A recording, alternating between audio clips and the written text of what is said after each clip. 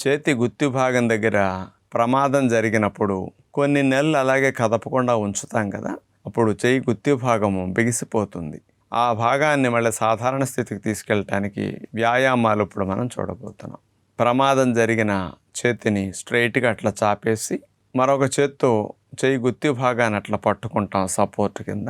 ఆ ఇంజురీ జరిగిన హ్యాండ్ని చూడండి, అట్లా గుత్తి భాగం దగ్గర నుంచి ఇట్లా మెలికి తిప్పాలి, సున్నా చుట్టినట్లుగా. మళ్ళీ రివర్స్లో రొటేషన్ అట్లా చేయవలసి ఉంటుంది.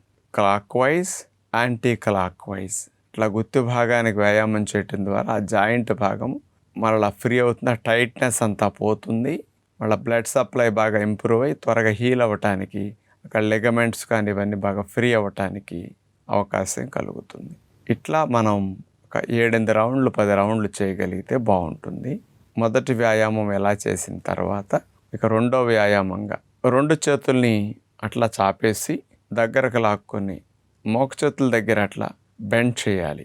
చేతులను చూడండి లోపలికి అట్లా బెండ్ చేసి మళ్ళీ స్ట్రైట్గా చాపాలి.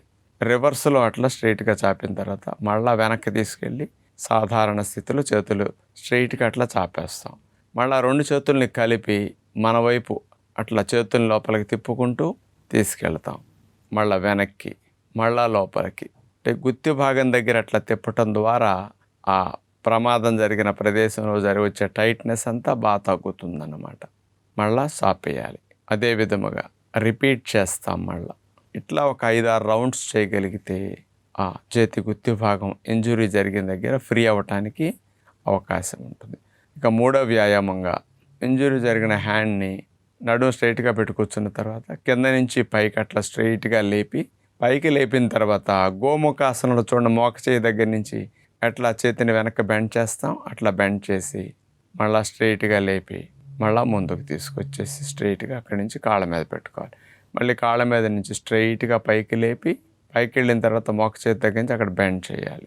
అదేవిధంగా 4-5 సార్లు ప్రయత్నం చేస్తే ఆ చెయ్యి భాగం అంతా కూడా కొన్ని రోజుల పాటు కదలకుండా విశ్రాంతిలో ఉంచినప్పుడు రక్త ప్రసరణ ఇవన్నీ తగ్గుతాయి. మజిల్స్ అన్నీ స్టిఫ్ అవుతాయి. ఆ స్టిఫ్ అయిన మజిల్స్ని, రక్త ప్రసరణని సాధారణ స్థితికి తీసుకువెళ్ళటానికి ఆ గుత్తి భాగం దగ్గర కాస్త హీల్ అయిన తర్వాత మళ్ళీ పూర్వం వలె ఫ్లెక్సిబిలిటీ రావటం కొరకు ఈ వ్యాయామాలు బాగా ఉపయోగపడతాయి.